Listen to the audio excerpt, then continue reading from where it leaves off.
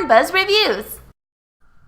Rise and Shine is a game published by Adult Swim Games and is available on Xbox One and PC through Steam for $15. Did super awesome hyper-dimensional Mega Team and Adult Swim Games knock it out of the park? Is this a fresh take on the side-scrolling shooter, or is this an overpriced and glorified Flash game? Let's get right into it. The planet of Game Earth has been invaded. This is the planet Rise and Shine takes place on, and you will quickly notice that each character you come across is inspired by another video game universe. Everyone is there. You got a little Space Invader character, you have the legendary hero Blink, which is clearly inspired by Link, you have a Marcus Phoenix type character, you have different businesses throughout inspired by different franchises. You get the point. The point is, this narrative does not take itself too seriously. It's a clear parody of traditional video game storytelling, complete with melodrama and even the fact that your respawn has a backstory. You see, Shine, which is the name of the gun you inherit early on, gives the wielder infinite respawns. Your one direction in this game is to bring Shine to the king because he'll know what to do. For those looking for an extensive backstory and a grand epic adventure, you might be disappointed in this game. Rise and Shine clearly aims to tell a simple story and is not aiming to be in any way taxing to the player. Here's the thing, making video games that are funny can be challenging. I can only think of a few games that did this really well. In large part, the games have to be subtle.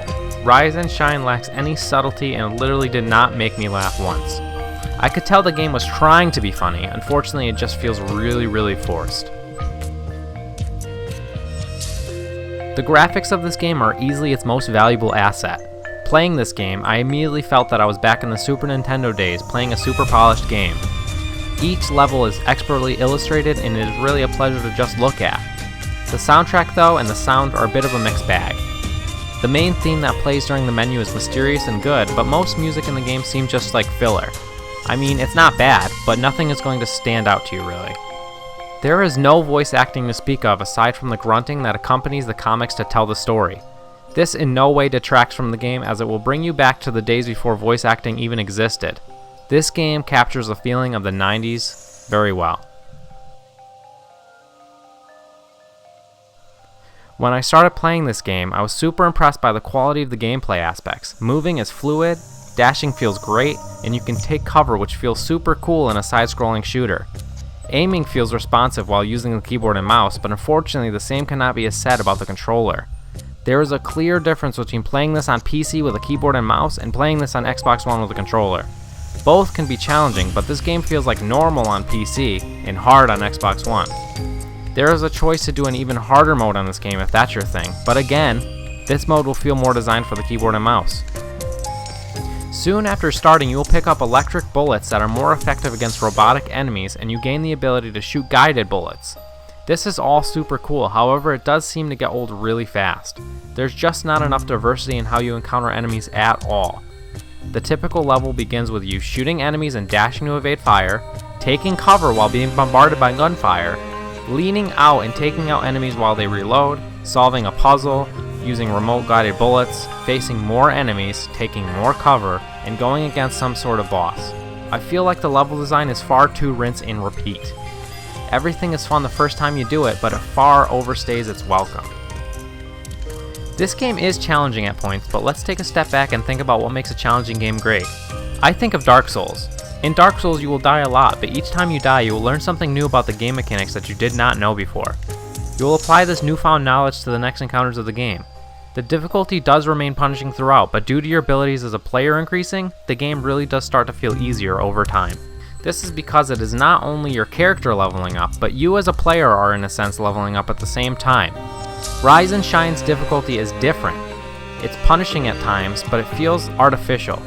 There were times that I was playing that I felt like I was learning from my deaths, but the large majority of the time I felt like I was just doing trial and error. That makes each death feel less like a learning experience and more like a mild annoyance. Most of the time, I felt like chance played more of a role in my survival than my skills as a player, and that is definitely disappointing in any challenging game. The first time I did one of the remote guided bullet puzzles, I thought to myself, I can't wait to see what they do with these puzzles. And while it is true that the puzzles do get more complex as the game progresses, I was never exactly blown away. This is because the puzzles follow the same pattern throughout the whole game. Nothing new, is really ever introduced. You have a remote guided bullet that you can't let touch any electrical things, and you need to shoot a button. That is literally every single puzzle. It is just too much, and I couldn't help think to myself that the developers again missed an opportunity to make the player feel like their skills were improving as the game progressed. This game start to finish is approximately 1.5 hours. This isn't a bad thing by any means if the game has replayability. The second I beat it, however, I felt almost no urge to even consider playing it again. In fact, I felt like I had to force myself through the game the first time. All in all, I would give Rise and Shine 1.5 mildly annoying deaths out of 5.